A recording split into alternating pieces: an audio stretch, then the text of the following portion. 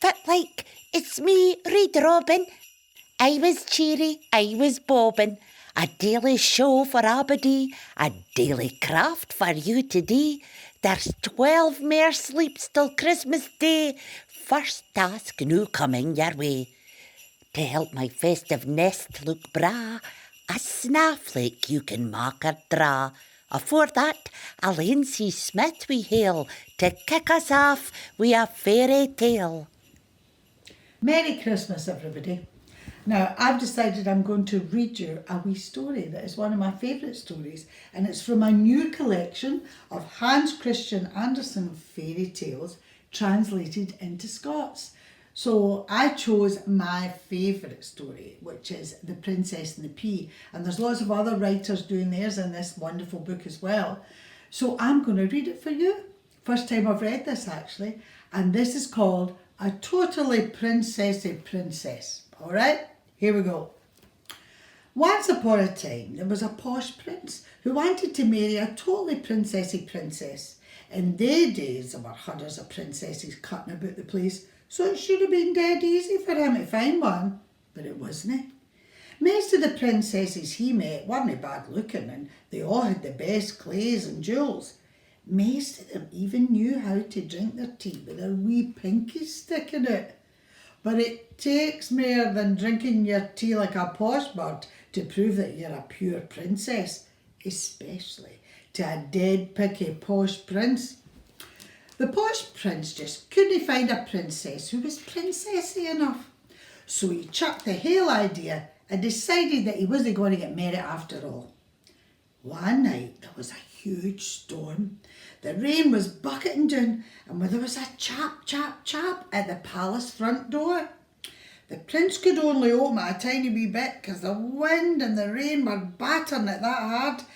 And then in fell this totally drooked princess. Well, she said she was a princess, but she'd no royal brolly with her, or royal wellies, or royal handbag. And what was she doing stoating about in her in a big storm for anyway? A real princess? Who are you kidding? Said the old queen under her breath.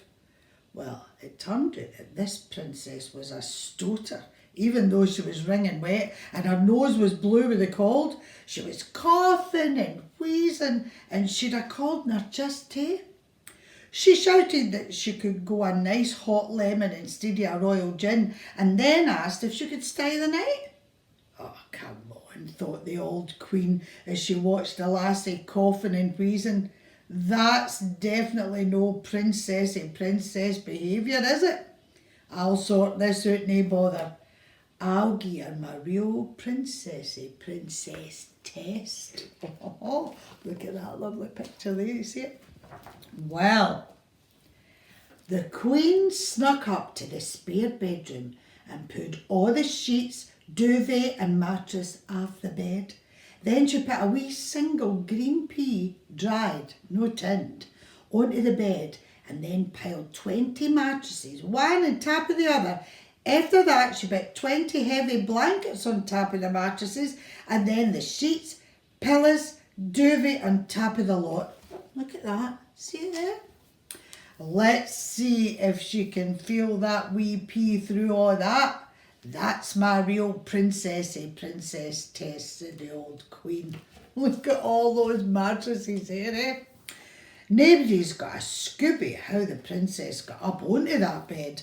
It was that high, she must have used a rope ladder or stilts. But when she came downstairs in the morning, the old queen asked her the only question that mattered. Did you sleep well, your royal highness? What? Gimmed the princess. Are you having a laugh?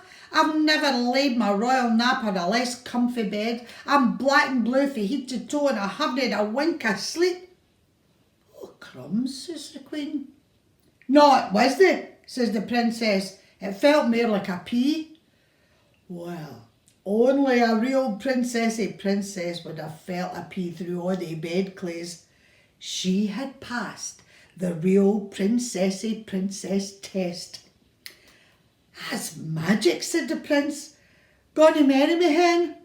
And they got married the very next day. But first the prince had to buy a new bed, queen-sized, with a nae pee guarantee.